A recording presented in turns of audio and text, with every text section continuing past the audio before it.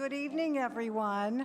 We're so delighted to see such a wonderful crowd for such a wonderful program. You couldn't have chosen better if you had chosen yourself. So we're glad that you are all here with us tonight. If everyone will find a seat and get settled, we can start our evening. I'm Marcia Boonschaft, co-chair of Adult Education Committee, along with Roz, who is in the back selling raffles, and you'll hear more about that in a minute. And unfortunately, Sherry had a medical problem, so she will not be with us tonight. It is our pleasure to welcome you to the First Wednesday, sponsored by the Cultural Arts Committee at the Loeb Center for Lifelong Learning. We're pleased to give you an opportunity to support our efforts in the cultural arts, and you have an opportunity to sponsor a program for $54, 3 times high.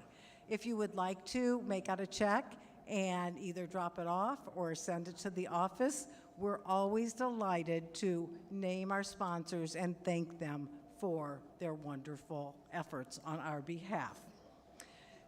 Remember, if you write a check, you can also use it as a tax deduction.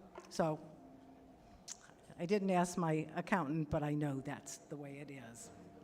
Tonight, Roz will explain our new raffle, and I think many of you have already partaken of it. It's just a way to help offset the expenses that we do incur for our programming. And Roz will be here in a minute.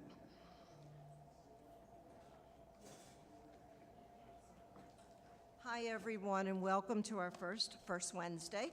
We're starting something new this year.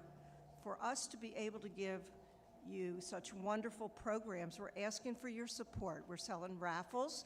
They are $2 a piece, 3 for $5, and the winner will be called tonight, and you will win a $25 gift certificate to our beautiful gift shop that's sponsored by our sisterhood. So I only have a few left, so Ellen's going to make more for me next time. We'll have them every month. So if you would like a raffle, just raise your hand, and I'll come and get your money.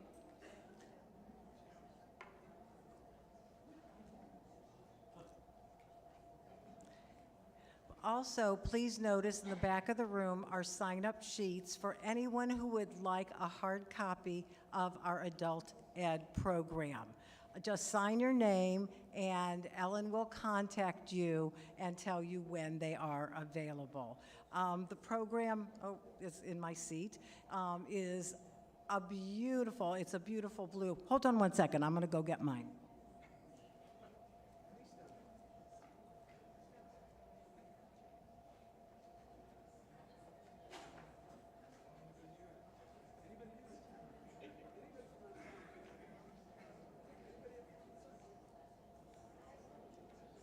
So this is the program, and you can get everything online. You don't need the hard copy, but some of us like to have it in front of us. And it is just filled with classes and programs that you won't want to miss.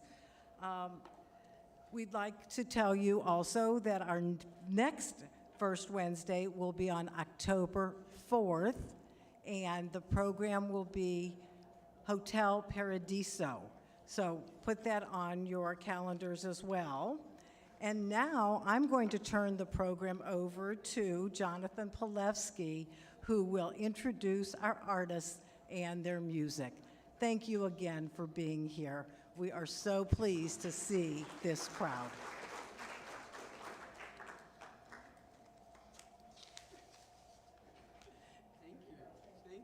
Thank you so much. What a pleasure to be here. Actually, I think Bethel was the first place I ever gave a lecture. This was many, many years ago when Rabbi Loeb was still alive. For some reason, they asked me to do this, and I ended up doing it. I was such a pisher. I was like 3 years older, so it seemed, at least intellectually, I think, at that time.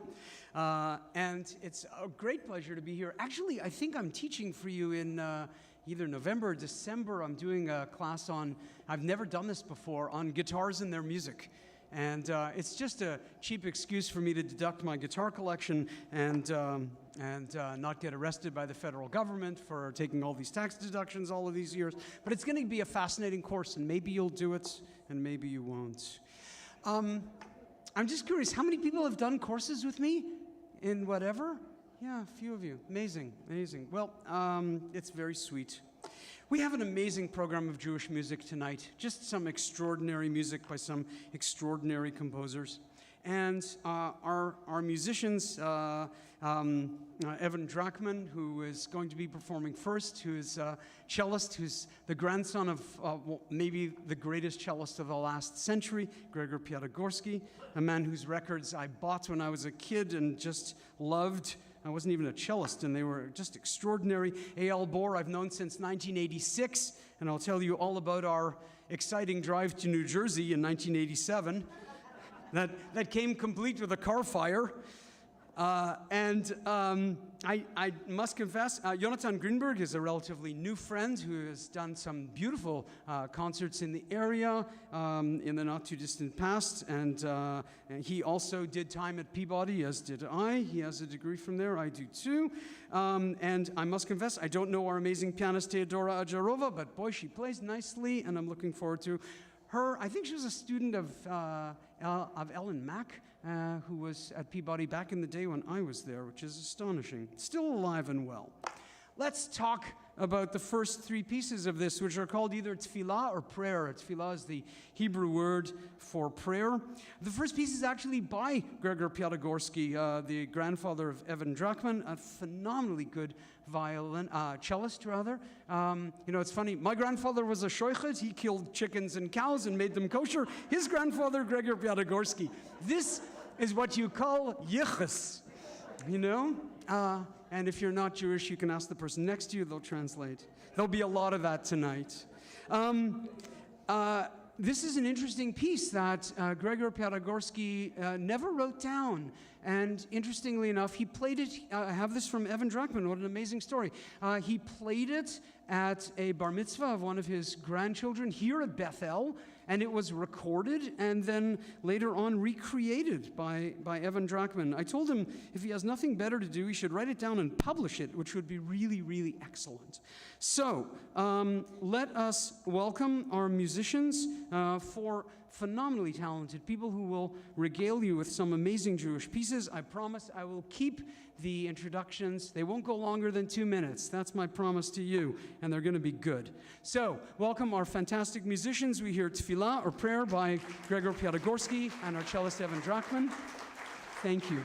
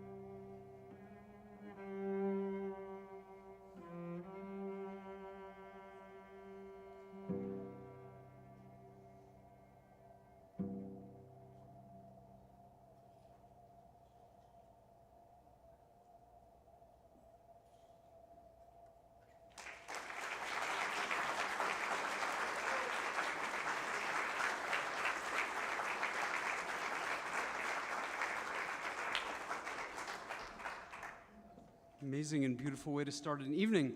Before we began the concert, Eyal Bor showed me this picture of Gregor Piatigorsky. Eyal's father was a cellist, and Piatigorsky, when he was playing in Israel, he had a problem with his cello. This can often happen, and it's sort of traditional in some ways, if the person in the orchestra wants to lend the soloist an instrument so they can finish their performance.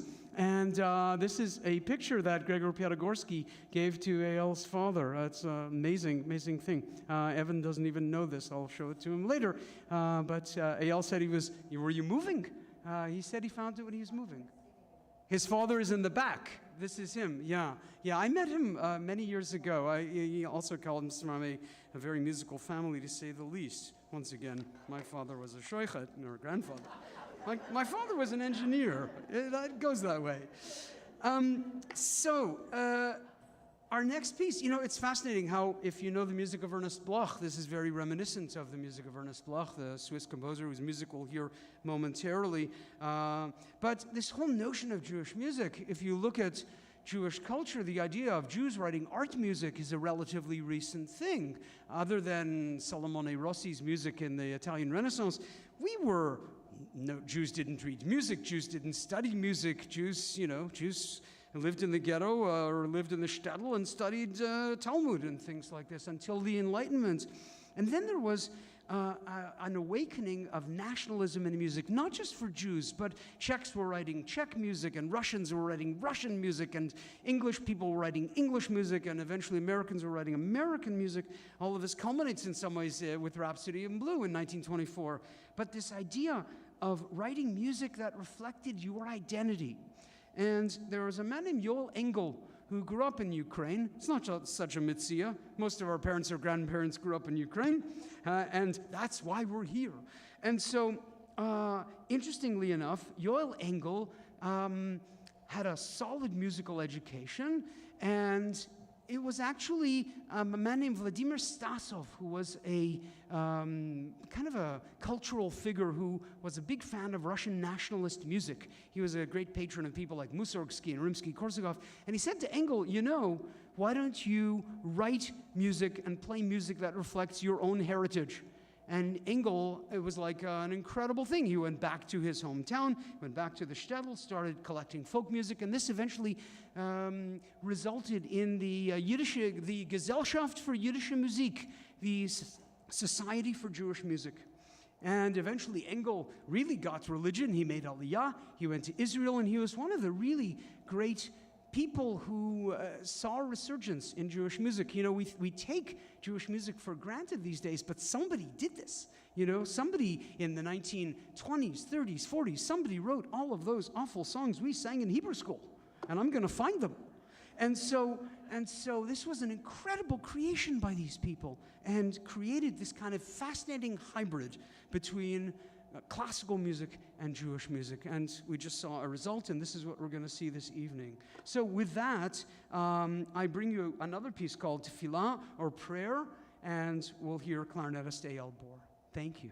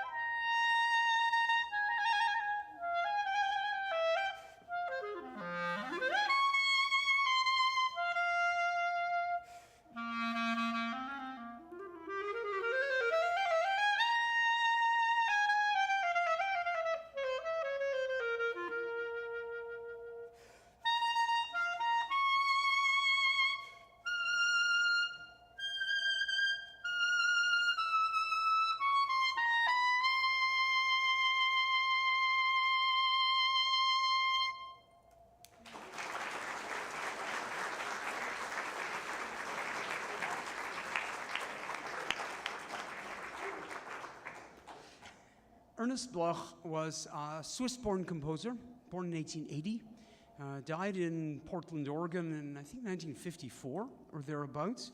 He came to America to conduct the Maud Allen Dance Company.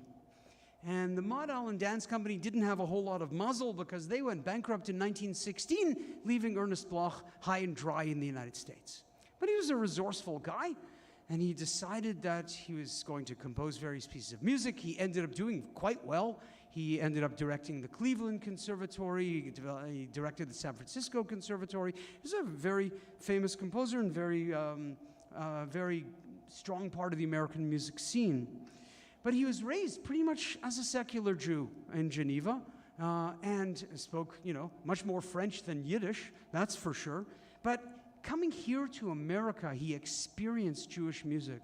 And Ernest Bloch just didn't compose Jewish music, but Jewish music was a strong part of the music he did write. And his Jewish music is profound and fascinating. And you can see this incredible upbringing, or awakening rather, he had when he came to the United States. We're going to hear two pieces. The first is Prayer from Jewish Life, which was written in, I think, 1924.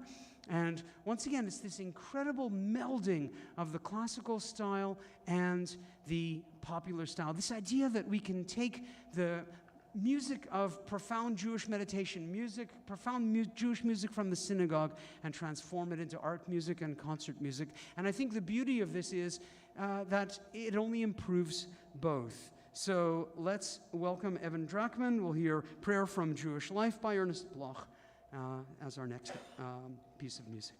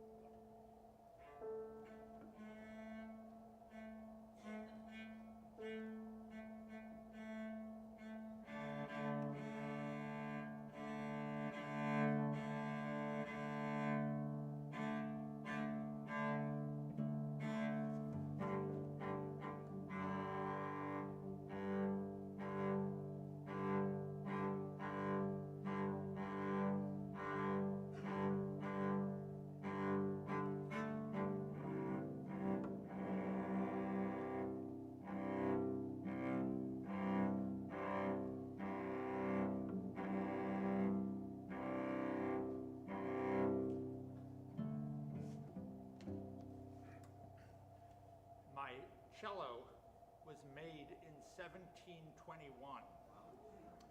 They should have tuned it at the factory.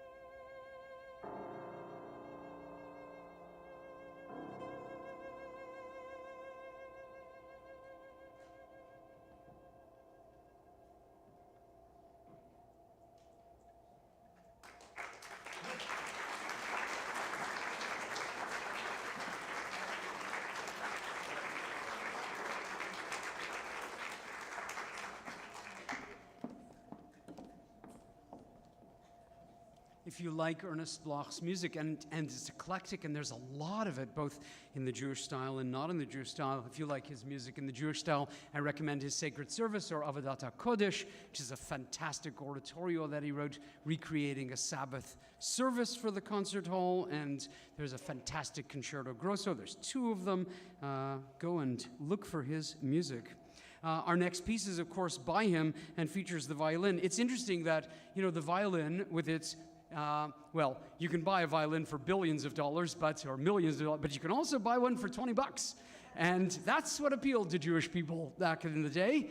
And they were portable, because we were always moving. And they were inexpensive, and they were perfect, and they also made a lot of noise. Perfect for various simchas, perfect for itinerant klezmer musicians to play, and such a huge part of Jewish culture. It was also the way for Jewish parents to have their kids succeed on a grand scale, beginning with people like Misha Elman and then Yasha Heifetz and all of the Tosha Zeidel, Ephraim Zimbalist, not the actor, the father who was the violinist.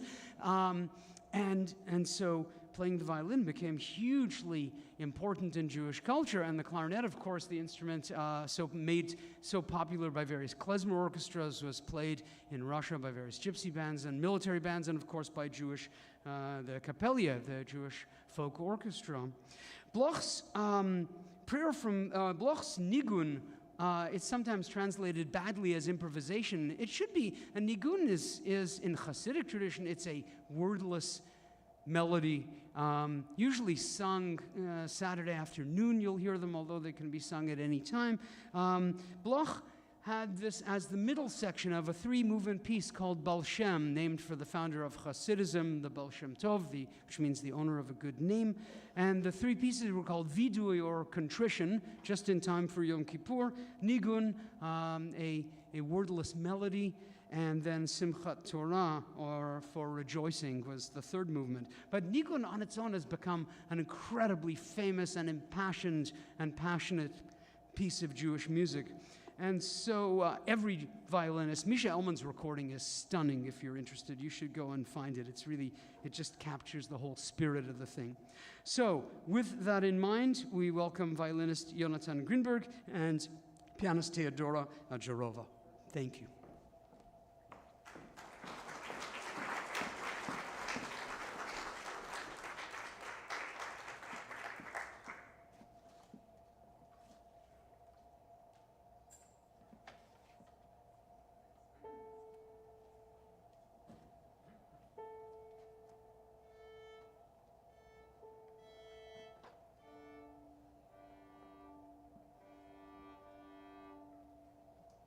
My violin was made in 2014, so that's why it's 2.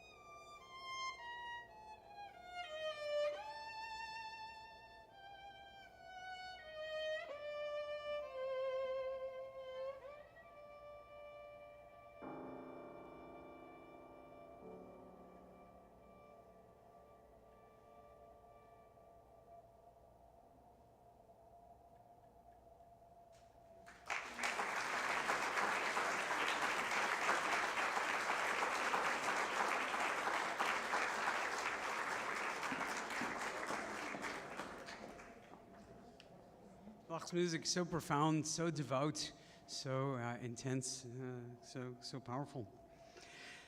I get to talk about Beethoven, something I get to do at work a lot. My day job is I'm the program director of the classical music station in town, WBJC.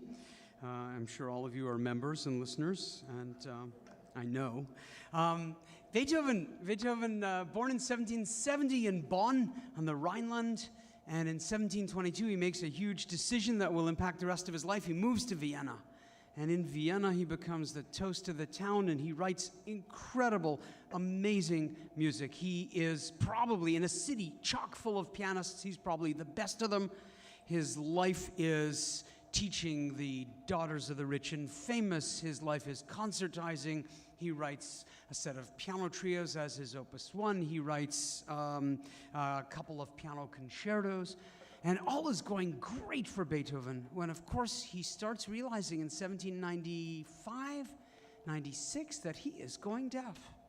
And the idea that a composer who had an exquisite sense of hearing, who could hear pitch like you wouldn't believe, is starting to lose his hearing, creates a totally profound and intense change in his career path, needless to say. Who's going to hire the deaf composer to teach their kids? And this was a huge problem for him. Well, Beethoven kept all of this under the rug for a long time, till about 1803. And during that time, in what we call the period of imitation, Beethoven made it his business to learn everything he could about composition from everybody there was to learn from. And that would be Joseph Haydn or Albrechtsberger or Salieri, for that matter. He learned everything he could in what we call, in the musicological terms, the period of imitation. And this extraordinary piano trio that we hear, which is for piano, clarinet, and cello. Most times, piano trios are for violin, cello, and piano. Why is it for clarinet? Well, in Vienna, wind music was all the rage, and the clarinet, a relatively recent instrument, is very popular. And everybody wants to write for it. That's the reason this thing is in B flat.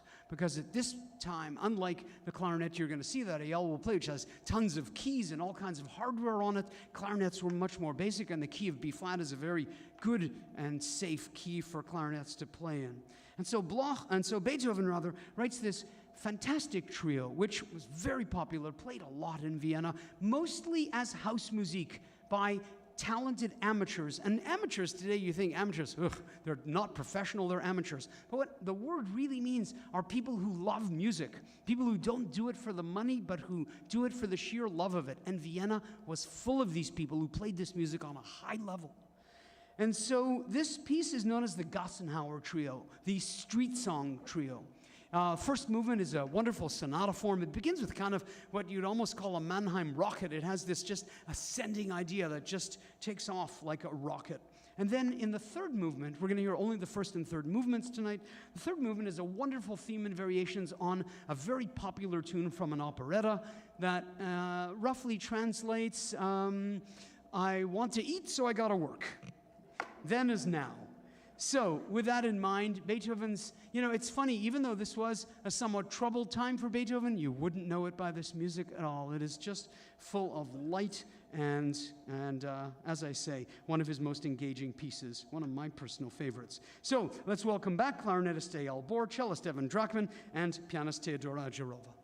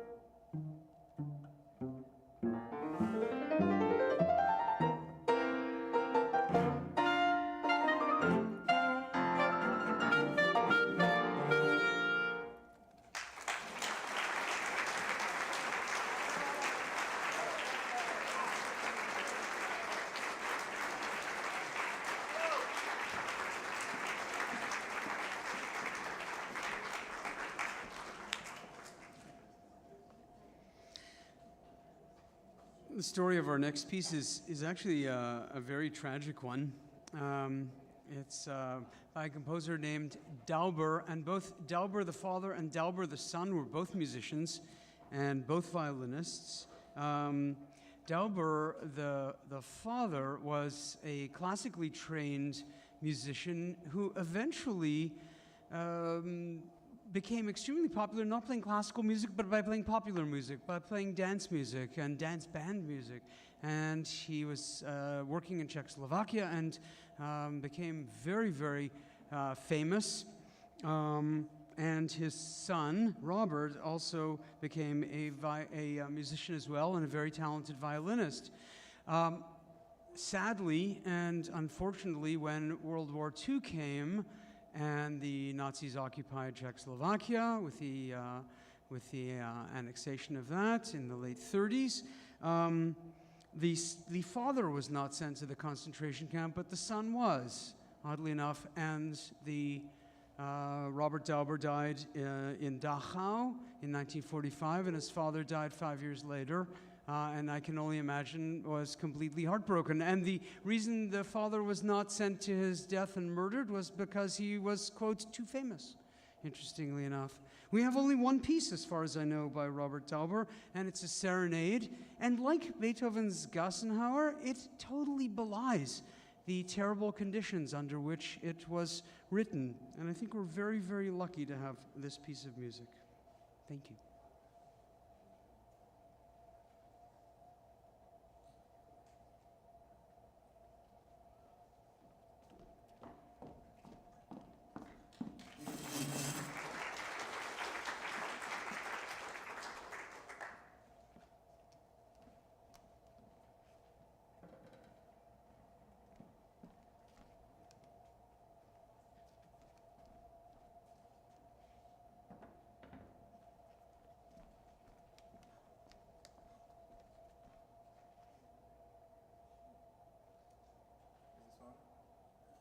No. Can you hear me? Oh, look at that. Lovely. I just wanted to say a couple of words about this piece because it's very special to me. I remember I was in Jerusalem, studying at Jerusalem Academy, and I got an email that there was a gala concert for a organization called Beit Rezin, which is an organization that is devoted to keeping and restoring the music that was written in the Holocaust. And they had a gala fundraiser concert, and the violinist canceled on them. And it was like 3 or 4 days before the performance. They asked me, "Can you do it?" And I said, "Send me the music." And I looked at the music and I loved it, so I said yes. And I think it is such a special piece of music because you see a 20-year-old guy in the most hopeless situation in life, in the ghetto, with really no prospects and no hopes. And you would assume the music is going to be very, very painful and difficult, and instead he writes this beautiful, gorgeous serenade that wouldn't shame Frank Sinatra. To me, it is the biggest testament of the power of human beings to hold on to hope and believe in love, even in the most darkest of times. And I've had the great pleasure of performing this also in many places, like Yad Vashem, in the special event in memory of Janusz Korczak. And it is a great pleasure for me to be able to share this music with you tonight. Thank you.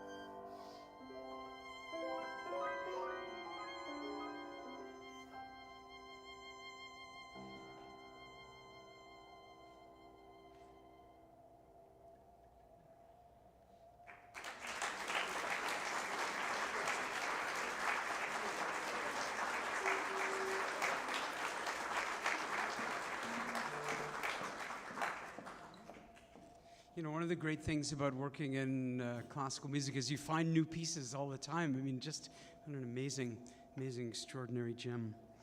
Our next piece is a piece that probably all of you know well, a melody that many, many people know very, very well. And actually, there's a quote I want to use.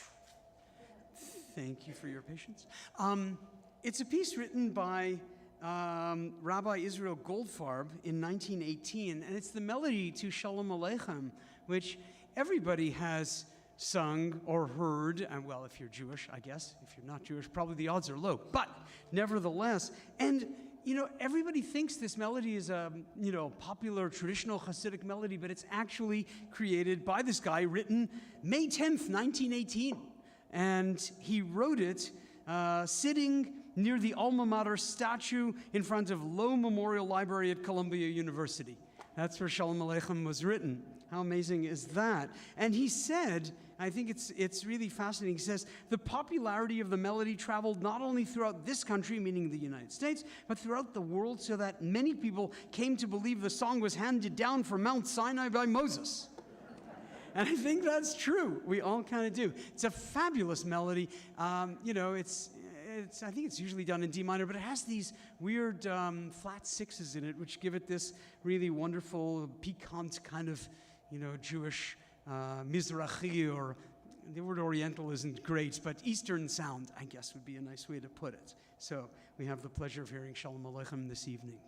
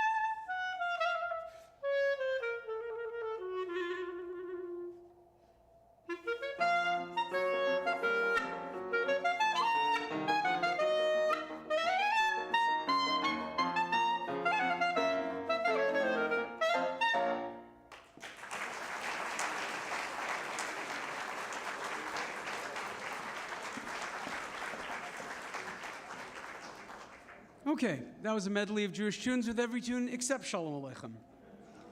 Go figure. I only know what they tell me. So, I think if the writing is in front of me is correct, we should hear the Passacaglia by Halverson and Handel. I'm hoping that's coming up next. This is a piece which Halverson, he's a Norwegian composer. He writes this fabulous, we are having the Halverson Passacaglia next. You, young man. Nobody listens to me. Halverson next? Yes. Okay. All right. Be gesund. You should live and be well. So, he's a Norwegian composer, and he writes actually some beautiful music. And Norway, too, is involved in this great awakening of nationalistic music, and we get great music by people like Edvard Grieg in the 19th century. But Halverson, famous conductor, famous composer in Norway, not so famous here, he wrote this extraordinary piece inspired by Handel's music. It was inspired by a Handel suite for harpsichord. And the last movement of this suite for harpsichord is a Passacaglia. Passacaglia is a name for a dance in three. Sometimes they're called chaconnes or Passacaglias. And they are pieces that you take a small fragment, maybe 8 chords or 8 notes, a few bars, and you repeat that over and over and over again, and above it and sometimes below it, you have endless series of variations. So it's this fascinating combination that was very popular in Baroque of extravagance and control. Extravagance because you have to do endless variations around 8 notes or 8 chords, and control because you always have to come back to those 8 notes. It's like being married. You always have to come home. Every day you've got to come home. And so you're always going in this fascinating circle. And yet, if it's right, it's interesting and fascinating, and this piece is. There's a great recording, and he writes this for violin and cello, which is really interesting. We have no, harmony instruments, so the violin and cello are going to provide melody and harmony in this. It's a great piece. It's probably the piece Halverson is most known for, and there is a great recording of it with Jascha Heifetz and the grandfather of our cellist, Gregor Piatigorsky. So, welcome back Evan Drachman, as well as Jonathan Grinberg, and we'll hear the Handel Halverson Passacaglia. Thank you.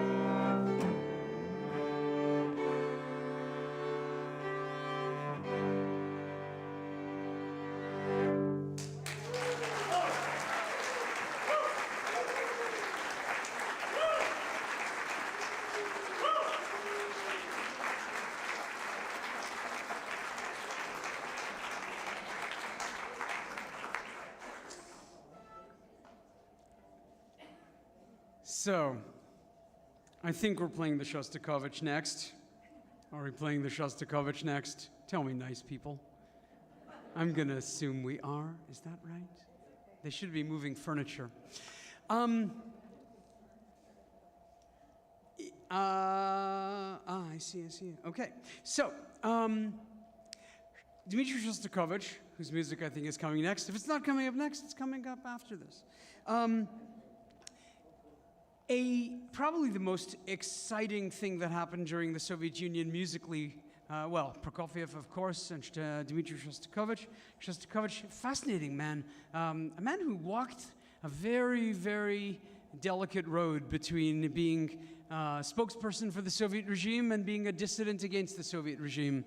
And it was not an easy road to walk. And oftentimes Shostakovich was in great trouble, especially after writing the opera Lady Macbeth of the Mtsensk district. It was a huge hit until Stalin went to the opera. And then there appeared an article that was entitled in English, Muddle Instead of Music. And it said basically, it was written by Stalin. Imagine Stalin imagine if the President of the United States wrote a music review about your pieces and said, if things keep on going like this, it will end badly. And Shostakovich wrote the review. He read the review. None of his friends would talk to him. He was completely ostracized. He lived for the next couple of years, more or less in kind of an artistic exile. But one of the things he could do was write film music. The Soviets loved movies, and he wrote a lot of music for movies. He didn't enjoy it. It was a task he found kind of demeaning. He didn't think it was particularly... he liked to write symphonic music, basically. Opera was too dangerous. Anything with words was too dangerous because, instrumental music you could get by through the Soviet censors and, you wouldn't go to the Gulag. But if you wrote exactly words that were, defined and maybe against the regime, then as now, you went to prison if you were lucky. And Shostakovich basically, for a long time, slept near the door with a suitcase packed in case somebody was there to arrest him and take him away, which was a strong possibility. He would get phone calls from Stalin. I know what you're doing. I'm watching you. Unbelievable. Like Stalin had nothing better to do. Apparently he did not. But film music was a refuge for him, and he didn't like it, but he was really good at it. And one of the films he wrote music for was The Gadfly, which is a film I'm sure none of you have seen, unless you grew up in Soviet Russia. But the score is great.